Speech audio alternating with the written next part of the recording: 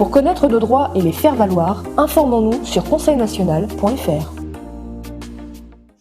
Attention, ceci est un parallèle entre les politiciens français illégaux et un citoyen tout à fait ordinaire. Imaginons que des personnes entrent chez vous sans y avoir été invitées, qu'elles s'installent, vident le frigo et prennent possession de vos acquis, le logement, les meubles, les habits, que ces mêmes personnes décident pour vous de votre raison d'être et de la façon dont il faut penser. Que faites-vous? Vous les mettez à la porte, évidemment, avec tact, et cette solution conviendra certainement à tout le monde. Pas de violence, pas de haine, évidemment, et c'est de cette façon dont la France se débarrassera également de ce petit monde politique corrompu, sans haine ni violence. À la porte avec tact, tout simplement.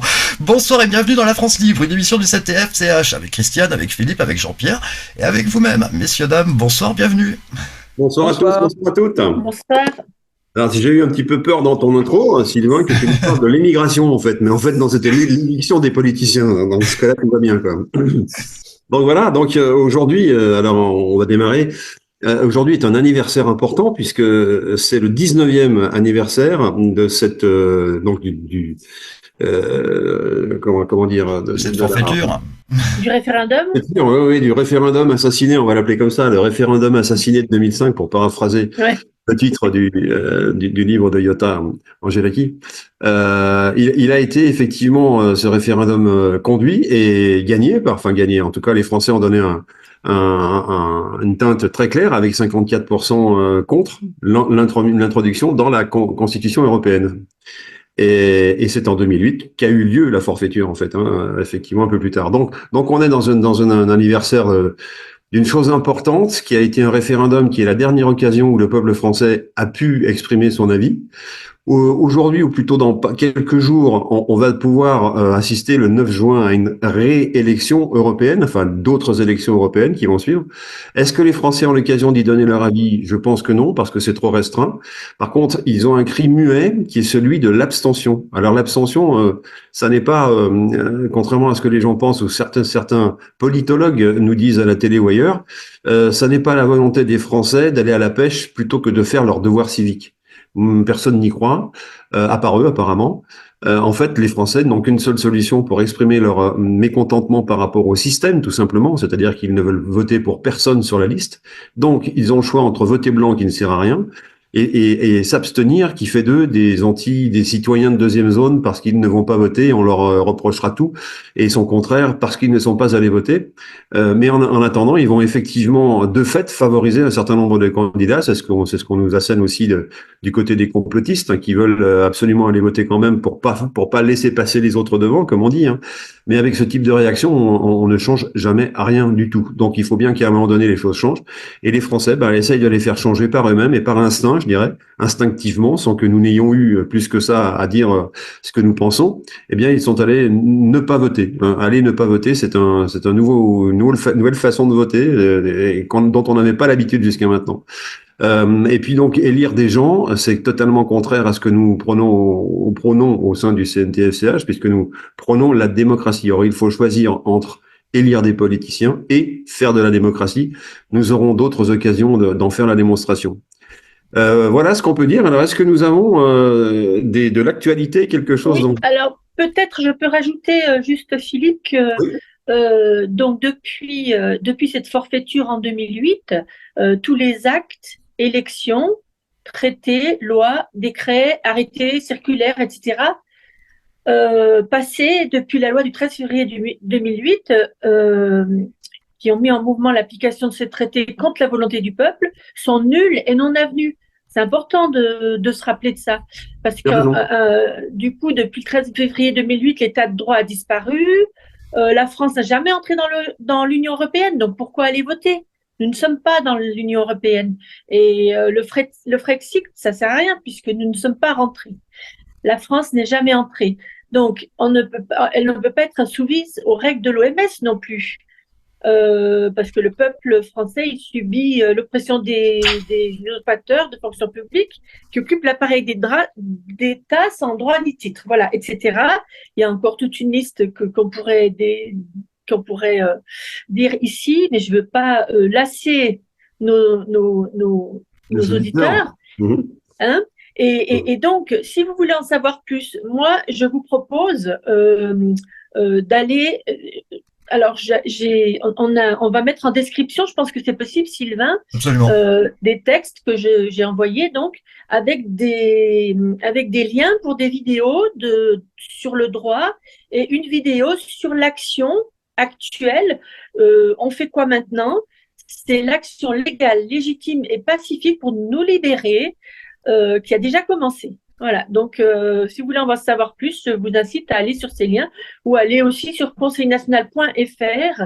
Vous aurez droit en action sur la première page et vous pouvez accéder au texte qui est envoyé dans toute la France. En d'autres mots, votez bien, votez rien. On parle souvent d'oligarchie, le petit monde. Aujourd'hui, pour l'actualité en images, eh bien, je vais vous donner un exemple de ce qu'est l'oligarchie. On se retrouve juste après. J'ai pris mes notes parce que je dois vous rappeler que LVMH c'est Dior et Louis Vuitton, mais aussi Reposi. Le groupe est présent dans plus de 200 adresses à Paris. Et c'est sans compter tous les lieux où il s'incruste, comme le Louvre, Versailles ou encore le Pont Neuf sur lequel on se trouve. Ça s'appelle le Pont Neuf, mais c'est le plus vieux pont de Paris. Et le 20 juin dernier, le groupe LVMH l'a privatisé tout entier pour faire un défilé Louis Vuitton. Bon, nous on n'était pas invités, mais je peux vous dire, ils n'ont pas lésiné sur les moyens. Carrelage Louis Vuitton sur tout le pont, des invités de marque du type Beyoncé ou Rihanna, et ils ont bloqué le pont, ça a créé des méga embouteillages, mais bon. Surtout, ils n'ont payé que 184 000 €. Mais ceux qui ne devaient pas être contents, c'était les agents de la mairie de Paris qui avaient rendu un avis négatif pour le projet. Bon, ça n'a pas empêché la maire de venir au défilé. On est au bout du Pont Neuf et là encore, c'est LVMH partout. Le Cheval Blanc, hôtel de luxe à plusieurs milliers d'euros la nuit. Juste à côté, la Samaritaine, grand magasin de LVMH, le Café Cova et enfin, le siège de Louis Vuitton. Mais la place au milieu, au moins, c'est pas eux. C'est public et c'est à la mairie. Enfin, je dis ça, mais ils sont quand même très à l'aise. En 2023, ils ont installé là une grande statue. Ils ont dit, voilà, c'est beau, c'est pour décorer la ville, etc. Mais dans sa main, un sac Louis Vuitton. Et bam, de la pub à l'œil. Il n'y a pas de petites économies.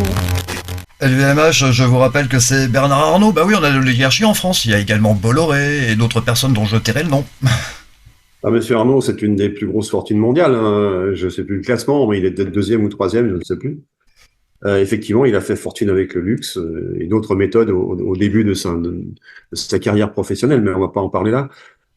Donc, oui, bien sûr, les oligarques sont de plus en plus, les riches sont de plus en plus riches et les pauvres de plus en plus pauvres. Ça rappelle une réplique d'un film connu, et les riches, c'est fait pour être de plus en plus riches. C'est fait pour être très riches et les pauvres pour être très pauvres. C'était dans La Folie des grandeurs. Et c'était Louis de Funès qui parlait. Alors effectivement, c'est des choses qui résonnent aux oreilles des gens d'en bas, des gens de peu, des gens comme nous, tout simplement. Et on se dit comment on peut inverser cette tendance. Pour l'instant, la tendance, elle n'est pas inversée. Pas du tout. Même moi, j'ai assisté à des conférences dans lesquelles on nous expliquait combien on rentrait en pauvreté, en nombre de pauvres. Il y a des critères très officiels pour ça, pour dire qu'est-ce que la pauvreté et combien y a-t-il de pauvres. Bon, voilà. Et ça augmente en permanence depuis 30 ans, quoi. Avec une accélération quasi exponentielle ces dernières années, et pas simplement qu'en France. Donc le système en question, il est bien fait pour assécher les biens des pauvres et pour rendre les riches plus riches. Alors on ne veut pas passer pour des Robin des Bois ou pour des gauchistes moyens, c'est pas le but, mais simplement de dire que dans un système démocratique, on n'aurait pas toutes ces disparités, tout simplement. Donc il est important de se dire comment faire pour refaire démocratie, pour refaire gouvernance par le peuple, pour le peuple, et bien évidemment avec le peuple. Alors tout à l'heure, Christiane, tu as bien fait de me compléter, puisque j'ai été incomplet sur le fait qu'effectivement tout est illégal désormais, puisque en 2008 la forfaiture a bien eu lieu, et que ce faisant, nous au sein du CNTF/CH, nous déclarons que cette forfaiture a eu lieu. Et de ce fait, nous disons qu'effectivement, il ne sera pas nécessaire de faire un Brexit, puisque le Brexit n'a pas eu lieu, puisqu'il y a eu cette forfaiture au départ. Donc on est assez d'accord là-dessus. Donc on va gagner un temps fou, mesdames et messieurs, on va gagner un temps fou quand les affaires viendront, pour dire à une juridiction quelle qu'elle soit, voilà pourquoi il y a eu une forfaiture en 2008, voilà pourquoi il n'y a plus de loi, voilà pourquoi plus rien n'est légal, etc. Donc on passe au chapitre 2, à la version 2.0, comme on dit aujourd'hui, c'est le terme à la mode. Mais la version 2.0 de ce que nous avons vécu, ça n'est pas la démocratie tant qu'il y aura des politiciens. Donc la version 2.0, c'est à mon avis trop faible. Il faut plus parler d'un changement de paradigme, effectivement, et là ça parle à plus de gens. Ou alors on peut aussi parler de révolution cambrienne. Je ne sais pas si vous êtes familier avec ce terme, mais c'est cette période de la géologie de la Terre dans laquelle on estime qu'il y a eu des changements profonds qui ont permis la naissance de la vie, etc.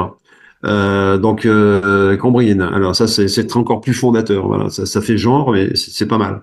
Donc voilà. Donc tout ça nous le disons depuis longtemps, nous sommes prêts à faire la bascule, mais nous disons qu'au fur et à mesure que nous avançons, il y a quelques années, nous avons fait des commissions justement pour simuler en quelque sorte une démocratie, comment ça fonctionne. Ça avait plutôt bien marché, effectivement. On était sur des temps de parole contenus, on était sur de l'écoute, on était sur de la réponse intelligente, on était sur de la réponse précise à des questions et pas à la question d'à côté, etc., etc. Donc on se rééduquait quelque part nous-mêmes pour se dire comment ce serait une réunion où tout le monde finirait par s'entendre et non pas où tout le monde se crêperait le chignon, comme on dit dans ma campagne, c'est-à-dire se chamaillerait pour décider de la couleur de la peinture de l'immeuble, par exemple. C'est un exemple que j'ai déjà pris, mais qui a été pris par d'autres que moi pour dire que les gens ne sont pas capables, rendez-vous compte, ils sont pas capables de se mettre d'accord sur des choses aussi basiques que la couleur de la peinture de la façade. Alors évidemment, quand on attaque le problème par ce biais-là, on s'aperçoit que alors qu'on croit mettre les gens d'accord les uns avec les autres, en fait, on agite une violence. Et que plus on agite une violence, effectivement, plus on récolte de la violence. Qui sème les vents récolte la tempête. Alors qu'il y a des façons apaisées de poser les mêmes questions, d'expliquer également qu'on n'aura pas le choix entre 100 000 coloris, mais qu'on aura le choix entre 3 coloris.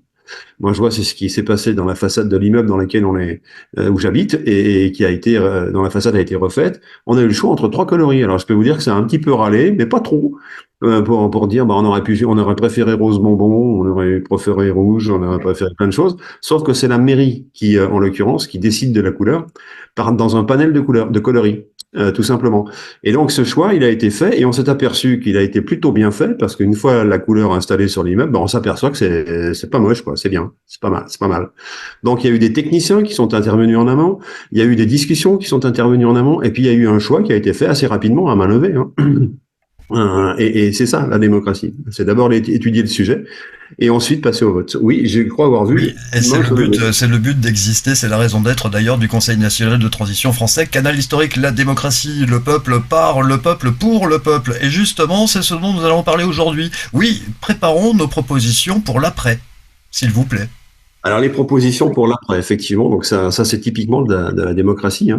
D'abord aller voir les maires pour leur expliquer aujourd'hui, pas demain, mais aujourd'hui aller voir les maires pour leur expliquer qui nous sommes d'une part, leur montrer que nous connaissons leurs problématiques et que pour certains d'entre eux il y a une forme de lassitude, voire même d'exaspération. Voire même de peur, puisqu'on a eu l'occasion de dire que il y a eu 1293 maires qui ont donné leur démission sur ces 2 dernières années, avec comme principale raison la sécurité, et pas la sécurité des administrés, la sécurité du maire, quoi. C'est qu'on soit bien clair. C'est-à-dire que ces gens sont de plus en plus menacés dans un cadre violent. Voilà, exactement. Et que c'est pas drôle d'être maire. Bon. Alors quand c'est pas drôle d'être maire, il faut peut-être à un moment donné se dire on va décharger les responsabilités. Vous allez faire partie d'un groupe, vous serez plus le chef, mais auquel vous allez participer parce que vous connaissez très bien votre commune et qu'on a besoin de gens comme vous, mais au même titre, qui pèsent le même poids que n'importe quel citoyen, en fait. Voilà. Donc vous serez plus le premier magistrat de la commune, voilà, ce qui est le cas aujourd'hui. Aujourd'hui, le maire a une fonction de magistrature de base, évidemment, mais il a une fonction de magistrature. Alors que, voilà, dans une proposition, il va perdre cette prérogative-là. Et il y aura donc autour de lui une assemblée du peuple, une assemblée, alors je rectifie, pas du peuple, mais une assemblée de citoyens. On a expliqué la différence tout à l'heure, enfin tout à l'heure, plutôt il y a la dernière fois, excusez-moi. L'assemblée de citoyens, ce sont des gens qui effectivement ne peuvent pas être remplacés. Les citoyens ne peuvent pas être remplacés par une délégation, alors que le peuple, par définition, et nous le vivons depuis 2 siècles, il est remplacé par ses représentants. Donc on ne veut pas redonner à nouveau à des représentants notre représentation. Donc on reste des citoyens, on demeure des citoyens. Donc voilà, donc avec les citoyens, il va pouvoir ce maire cohabiter, dire ce qu'il pense, et il y aura des votations, il y aura des choix de faits à main levée régulièrement. Il faut savoir que dans une ville comme Athènes, à l'époque de l'Antiquité démocrate, eh bien il y avait 4 votes par jour dans l'Assemblée à l'applique.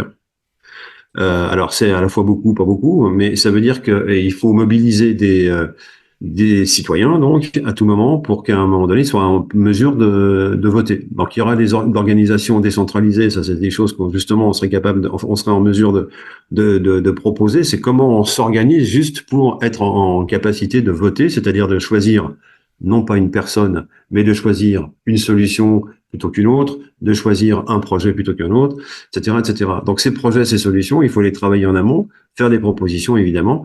Et ça, c'est un exercice auquel nous invitons chacun d'entre nous, chacun de ceux celles et ceux qui nous écoutent, à se préparer et même à se lancer, tout simplement. Hein. J'ai envie de quoi? Alors, il peut y avoir effectivement des choses un petit peu loufoques, il peut y avoir des choses un petit peu, c'est de l'utopie, hein, n'est-ce pas? Hein. Mais il y a aussi des choses créatives et créatrices qui vont nous aider. Je pense à des choses aussi pratiques que la libération d'un certain nombre de brevets. Aujourd'hui, un certain nombre d'inventions ne trouvent pas preneur parce que la solution précédente rapporte beaucoup trop d'argent à beaucoup trop d'oligarques et qui n'ont pas du tout envie de voir émerger des solutions alternatives qui vont venir challenger leurs solutions à eux. Alors évidemment, on pense au pétrole, on pense au gaz, on pense à l'énergie, mais il n'y a pas que ça. Il y a aussi plein d'autres inventions qui permettent de faire de l'agriculture facile, qui permettent de faire du chauffage facile, qui permettent de faire plein de choses. Et on s'aperçoit que ça n'est pas mis en avant. Donc voilà. Donc c'est une fois que la bascule sera faite, ça sera mis en avant et on pourra faire des propositions multiples et variées. Voilà. Et en particulier, je rappelle le revenu de vital de base, le RVB, revenu vital de base que nous attribuerons à tout adulte de plus de 16 ans, enfin à toute personne de plus de 16 ans, et quel que soit le nombre de personnes dans la même famille. Hein, donc c'est par personne et non pas par famille. Donc ce sont des choses qui normalement devraient libérer la créativité, libérer tout simplement des contraintes matérielles, de savoir comment je fais pour habiter, comment je fais pour me transporter, comment je fais pour manger, qui sont les trois principes parmi les principaux évidemment. Et une fois qu'on est libéré de ces contraintes-là, eh bien, on peut s'imaginer que le peuple va émerger avec plein d'idées, comme il l'a toujours fait d'ailleurs. Mais cette fois-ci, elles ne seront pas barrées. Donc, c'est ça la grande différence. Donc, il faut se préparer à des propositions. C'est-à-dire qu'on va passer d'une situation où on était bridé, où on se considérait nous-mêmes comme des gens pas capables d'inventer si on n'était pas passé par les grandes écoles ou par un circuit quelconque, qui nous était vendu comme le passage obligé pour être reconnu comme une personne intéressante, par opposition à une personne un peu moins intéressante. Qui n'auraient pas suivi les cours ou suivi les cursus de ces messieurs. Donc voilà, donc ça, on va en faire tomber un certain nombre de tabous ou d'habitudes. Il y a de plus en plus de cercles je fais une parenthèse, mais elle est dans le droit fil. Il y a de plus en plus de cercles d'entrepreneurs anciens qui sont à la retraite, qui ont réussi leur vie professionnelle et personnelle, et qui se mettent à la disposition de gens un peu plus jeunes, enfin même carrément plus jeunes, qui ont eux aussi envie de créer leur entreprise, et ce monsieur ou ces messieurs leur donnent les solutions pour être soi-même capable d'affronter très simplement les difficultés de ces créations d'entreprise. Et voilà, et y faire face surtout. Hein. Alors qu'aujourd'hui, quelqu'un qui crée son entreprise, même s'il a fait une école de commerce, même s'il a fait des grandes études, 9 fois sur 10, il préfère cocooner, je dirais, dans une grosse société française ou pas française, suivre mon regard en direction de l'autre côté de l'Atlantique, et pantoufler, c'est-à-dire être salarié, tout simplement. Hein. Alors, ce sont des statuts de salariés qui ont été enviables jusqu'à maintenant, mais qui sont en train de perdre leur vivacité, leur intérêt. Bah oui, parce que de plus en plus les salariés sont taxés, de plus en plus les salariés sont exploités, et tous rêvent de créer leur société. Hein, voilà. Donc il faut pouvoir amener ce rêve à réalité. Ça fait partie des choses qui vont être faites à partir de très bientôt, et faire en sorte que les gens qui se sentent l'envie de prendre des initiatives, d'ouvrir une activité, puissent le faire, et sans qu'ils aient des bâtons dans les roues, comme disait Coluche. Il disait pas ça, il disait autre chose. Mais sans les embêter, sans les enquiquiner. Donc voilà, la proposition, ça va être la clé de ce qui va nous arriver prochainement, parce qu'il y a deux solutions. Soit on n'aura plus jamais l'occasion de faire des propositions, soit c'est dans pas longtemps, quoi. Voilà. Aujourd'hui, la problématique sur cette planète, elle est assez simple. Alors, on a quand même des bons indices pour se dire que les choses vont bien se passer, puisqu'il y a un certain nombre de personnes. Il n'y a pas que les oligarques, hein, mais il y a aussi des gens autour des oligarques qui ont fini leur règne. J'ai envie de dire ça comme ça. Qui sont en fin de règne. Et je parle pas simplement des rois et des reines qu'on connaît, qu'on voit à la télé. Hein, je pense pas seulement à eux. Et d'autres qui sont en fin de règne et qui sont challengés et qui sont même carrément battus sur le terrain militaire ou sur le terrain stratégique et surtout sur le terrain économique. Voilà, grâce à des solutions alternatives comme le QFS, Quantum Financial System, c'est ça, hein, Quantum Financial System. Ouais. Donc voilà, il y a des choses qui nous arrivent, qui sont libérées et qui vont prendre véritablement de la valeur et enfin de la puissance dans nos habitudes, leur place dans la nation et qui vont changer la donne. Donc voilà. Donc c'est ça qu'il faut aujourd'hui mettre en place, c'est réfléchir à qu'est-ce qu'on propose. Alors aussi bien pour la marche de la cité de la nation et donc du commun, ce qu'on appelle les communs, c'est-à-dire le bien commun ou les communs. C'est ça qui nous intéresse en démocratie, puisqu'en démocratie, on ne s'occupe que des communs, on ne s'occupe pas de vie privée. Et en particulier, en démocratie, on ne prive pas les gens du fruit de leur travail et de l'argent que ça leur a rapporté. C'est un point plus qu'important. Il faut que les choses soient bien claires.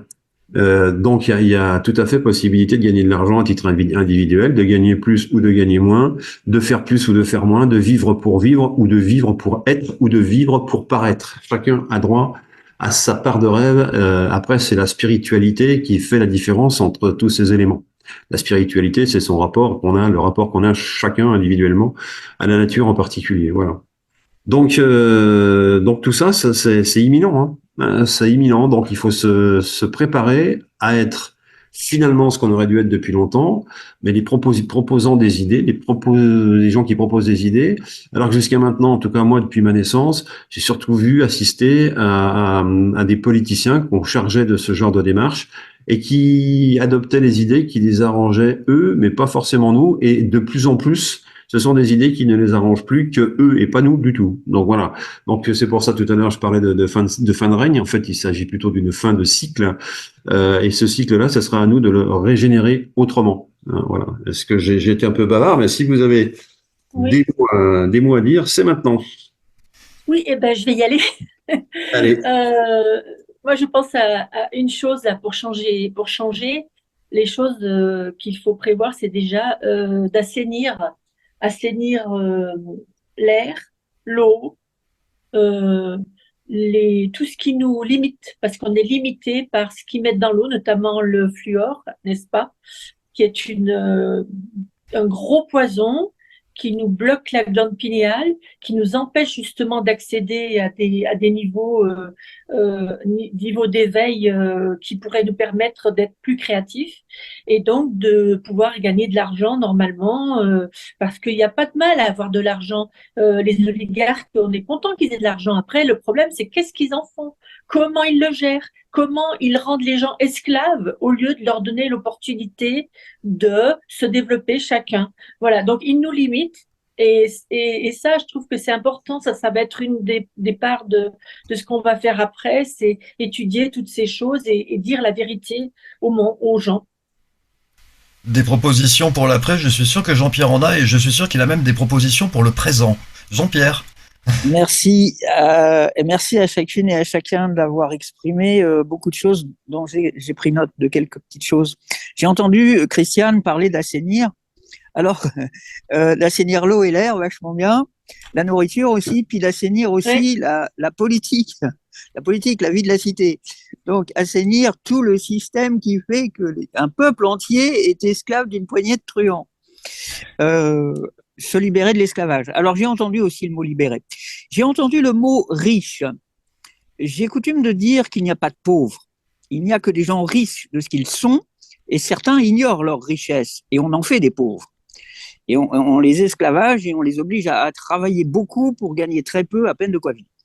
Alors donc, j'ai coutume aussi de récupérer les invendus de 2 magasins biologiques et d'être amené à les partager, parce qu'il y en a beaucoup trop pour moi.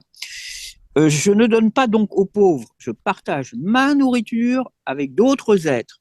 Donc selon mon critère, il n'y a pas de pauvres. Il n'y a que des pauvres en esprit ou en créativité qui se contentent juste de voler la créativité des autres pour en faire n'importe quoi.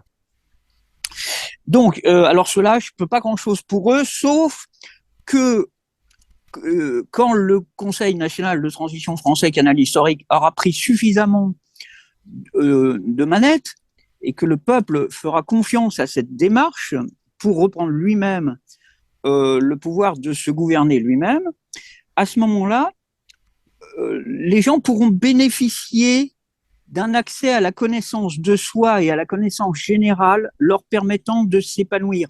Et peut-être que ces pauvres en créativité et en esprit pourront ouvrir un petit peu leur fenêtre vers le grand air. Je leur souhaite en tous les cas. Personne n'est exclu dans ce programme. Même les gens qui ont fait les pires erreurs, parce que s'ils ont fait des erreurs, c'est qu'ils étaient en souffrance. Et nous n'allons pas leur en vouloir indéfiniment, simplement qu'ils arrêtent de faire croire que la France fait des exactions en faisant porter à la France le chapeau de leurs propres exactions. Si des gens pilotent le zombie d'une république défunte, elle est défunte depuis 2008, mais elle avait déjà pris quelques coups avant, puisque les politiciens étaient censés protéger les biens publics qu'ils se sont dépêchés de vendre. Donc, la République meurt en 2008 et on utilise son zombie pour faire croire que la France commet des exactions. Le peuple français n'a jamais voulu commettre des exactions et n'en a jamais commis. Le peuple français, je le rappelle, c'est celui qui applique la devise de la France. Égalité proportionnelle à la juste utilisation qui en est faite pour le bien de chacune, de chacun et de tous. Liberté, on l'a vu. Donc, égalité dans l'amour destiné à chaque être de l'univers. Même si cet amour, et surtout si cet amour prend une forme différente suivant les besoins de chacune et de chacun. Et fraternité envers tous les êtres de l'univers, quelle que soit leur forme, leur action et leur état. Et une fois qu'on applique cette devise-là, on est français. Les autres, ils ont le choix de pas être français, mais qu'ils ne fassent pas porter à la France les exactions dont ils sont les auteurs. Chacun est responsable de ses actes. Désolé pour eux.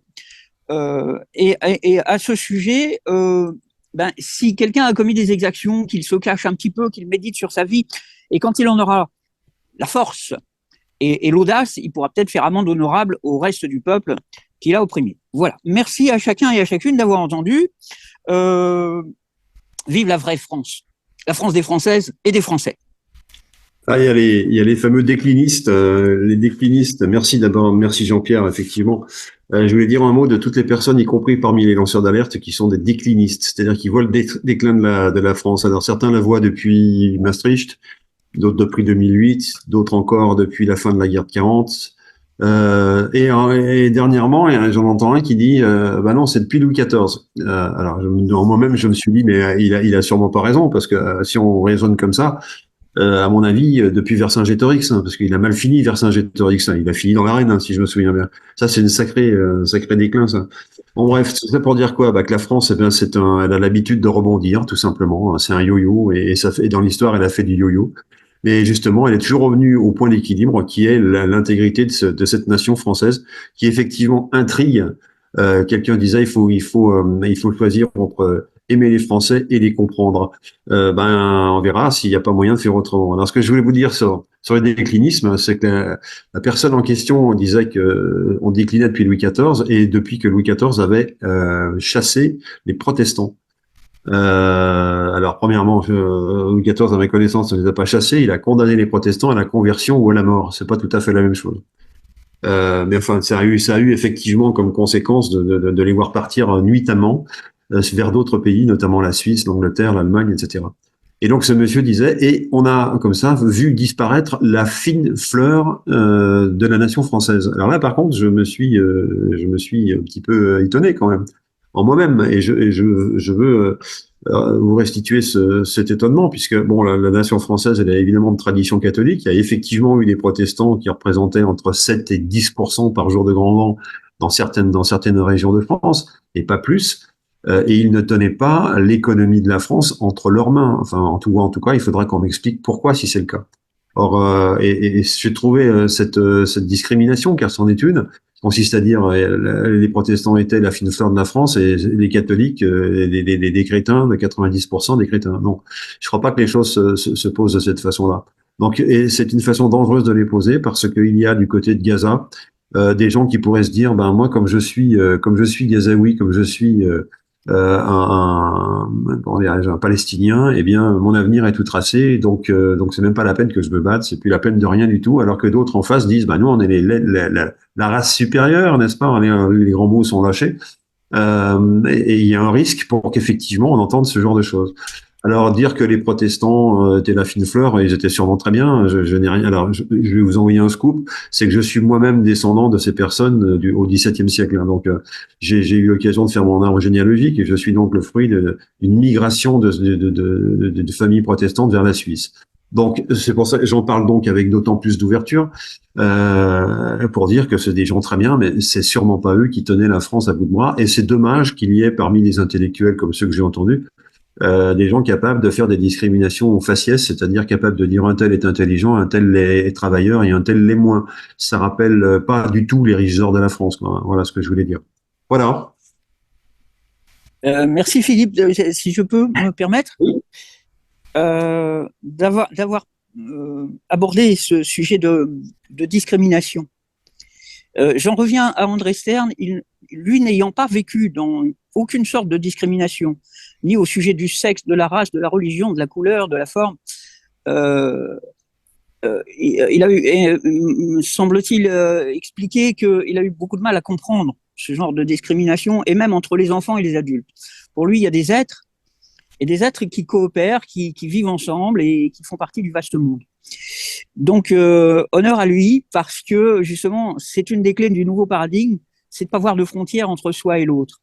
Nous sommes tous des êtres, il y en a qui ont souffert de certaines choses et qui imposent leur souffrance aux autres parce qu'ils ne savent pas s'en débarrasser, et puis il y en a qui ont réussi à comprendre leur souffrance et à les magnifier, à faire quelque chose de beau avec. J'ai entendu le mot conversion. Conversion, ça commence par les 3 premières lettres, hein, C-O-N, et ça veut dire version avec, ça veut dire qu'on ne peut pas convertir quelqu'un de force, c'est impossible.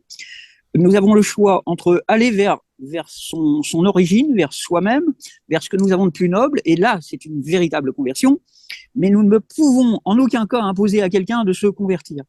Donc, si j'ai bien compris, Louis XIV a condamné les protestants à la mort ou au renier de soi-même. Donc, voilà, ça c'était pour la conversion. Merci d'avoir entendu, et encore une fois, vive la vraie France et le nouveau paradigme qui est cher à notre cœur et pour lequel nous œuvrons sans espoir d'aucun salaire. Je précise, c'est important parce qu'il y a beaucoup de faux politiciens qui octroient des augmentations au détriment du peuple auquel ils octroient des diminutions. Nous bossons très souvent beaucoup d'heures pour le bonheur d'entrevoir ce nouveau paradigme advenir. Et c'est là notre seul salaire et notre seule joie. Merci à chacun et à chacune.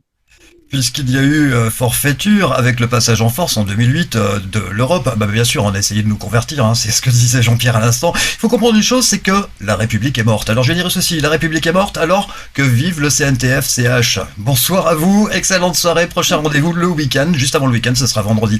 Merci Christiane, merci Philippe, merci Jean-Pierre, merci à vous également. Excellente soirée.